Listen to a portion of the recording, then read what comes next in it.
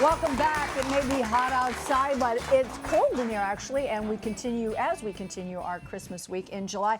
And decoration for the holidays is always so much fun. We love doing it around here, and here to show us how to get yet another way to fill our home with the Christmas spirit is Shirley Bovshow, who brought these beautiful trees with her today. Aren't they adorable? Live, Merry real Christmas, life. Shirley. Merry Christmas. Yeah, Merry Christmas. Teeny tiny little baby trees. I know. You know, as soon as I knew we were going to have Christmas in July again, you know, it's nice to be able to fill your whole house. You might have a party, you want extra decor, maybe put one of these miniature little conifer trees in your kids' room. It's a great way to extend that joyous feeling throughout the house. What is a conifer tree? Well, a conifer tree is really a tree that bears cones. So any pine tree, hemlock, cedar, or any of these spruce trees. But what makes these kind of special and why I wanted to share them with you guys is because these are dwarf varieties. So actually they are the Christmas tree shaped trees, but they stay alive in a little pot, and you can have them year round. Will They make little bitty tiny cones? They will. They will? Yeah, they will.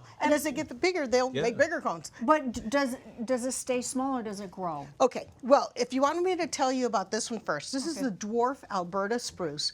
Now this is going to stay in its container. If you keep it in the container from the garden center, it'll stay about this size for about 2-3 years. But eventually it's going to grow to about 5 feet tall, which is me without heels. Well, like Kim. Okay, like Kim, Kim. and 4 feet wide, so it's really small. Oh, like him. Like Kim. I know, and cute.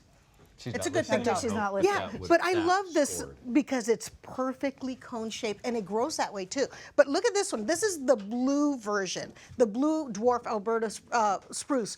And this also has that really pretty silver foliage. It's perfect for those, for those of you who maybe are in cold areas. It's a great variety for you. But look how gorgeous it is. I mean, I just kind of did a simple decoration to make it look like a woodland look, but this is absolutely gorgeous. Now, I want to show you this one. This is like your classic Colorado spruce tree. Now, this actually is not a dwarf variety, but it grows so slow it might as well be because it only grows to 10 feet after like 10, 12 years. Oh. So you can have it as a living Christmas tree in your yard in a container and bring it in for the holidays. Wow, I wish I Isn't that aged pretty? that slowly. Yeah, and oh, you're saying a joke. I know that. Yeah. And it's got nice stiff leaves, stems. So this is the perfect one if you've got those bulky, nice decorations. That's the one where you see that if they're outside, the snow is just stacked on. Exactly. Yeah, Now this one's. Oh, go ahead. No, please go ahead. No, I love this one because it's different. This is the Hinoki fault cypress. And this one is kind of like velvety leaves, really, really pretty.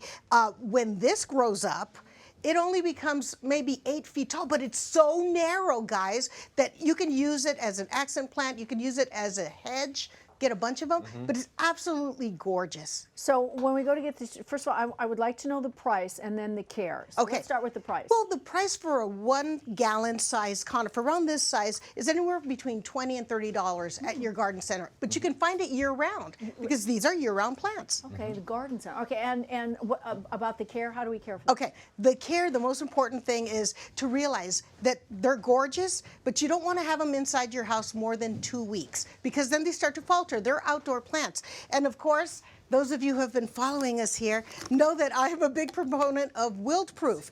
This is the spray that you spray onto your trees to keep them from drying out. You want to do that before you bring them inside. The other thing is water them.